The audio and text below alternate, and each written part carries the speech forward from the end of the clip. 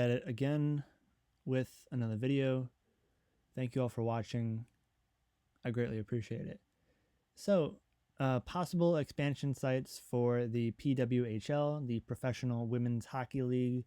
So, there are currently 6 teams. I believe this is like their second season. We got the Boston Fleet, which honestly, that logo is insanely tough. Like, that's a great logo. The Frost, great logo. Victory, I'm not really sure. Sirens, another cool logo. Kind of reminds me of the Islanders logo, honestly. Ottawa Charge honestly reminds me of the Calgary Flames logo. The Scepters, also a very tough logo. So you got a lot of teams kind of bunched up in Canada, East Coast, and Minnesota's kind of all out by itself. I feel like, so since you already have 6 teams, I think getting to a place of 8 teams or even 10 teams is kind of the next goal of what you kind of want to do. So there's a lot of great spots. Buffalo Sabres are very successful in the NHL. Pittsburgh, great spot. Columbus, great spot. Detroit, Chicago, even St. Louis, great spot. I think there's a lot of opportunities to kind of grow. I think what you kind of want to do is kind of keep it in the same area. You don't want to have the travel expenses become too much, that it becomes too much of a logistical problem for you. But ultimately, if you have a bunch of teams here and you have just one team over here, you kind of have to have teams that connect these teams, the bunch of teams over here, to the handful of, one team over here, maybe expand a couple teams over here. So you have the 6 teams. So ultimately, I think you kind of have to put teams in place that get you to have a cohesive travel experience, logistical, make the logistics work for you. So I think to get to 7 and 8, Chicago, great spot. At 7, 8 is St. Louis. You get 2 teams over here. You get, these potentially 3 teams. Travel expenses go down. You develop some regional rivalries.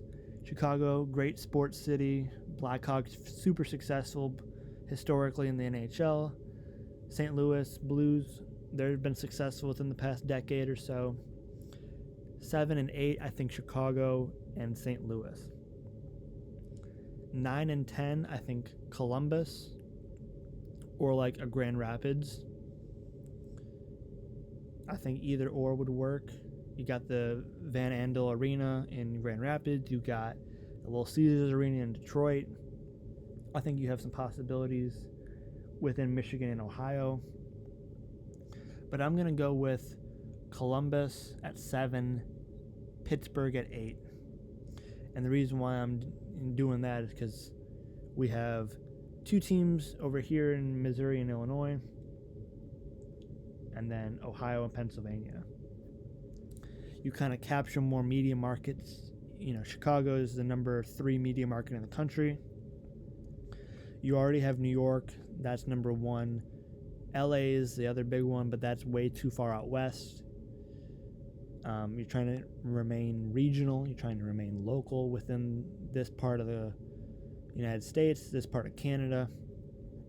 But I think 7 Chicago, 8 St. Louis, 9 Columbus, and 10 Pittsburgh.